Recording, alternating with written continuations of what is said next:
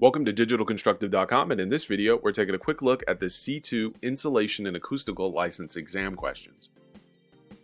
What is the best tool to use to locate wood framing in a wall system for a retrofit insulation job? The correct answer is a stud finder. What length of ceiling wire should be installed for a 10-foot suspended ceiling if the roof deck is at 20 feet? The correct answer is going to be 12 feet. A contractor is bidding on a job for a 30-foot high by 60-foot by 100-foot metal building. It will be insulated with a rigid board in both the ceiling and walls at a cost of $1.10 per square feet. How much should be budgeted for insulation costs assuming 5% waste? The correct answer is $18,018.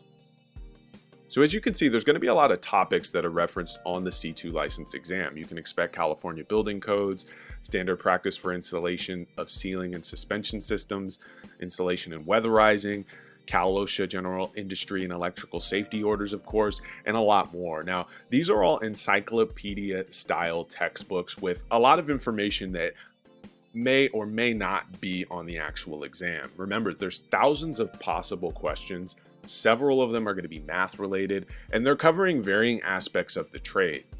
What we've done is we've taken the most pertinent information into a condensed format, in a summarized Cliff Note format, covering the specific information that's going to be on the exam. It's put to you in a clearly written way with examples and descriptions.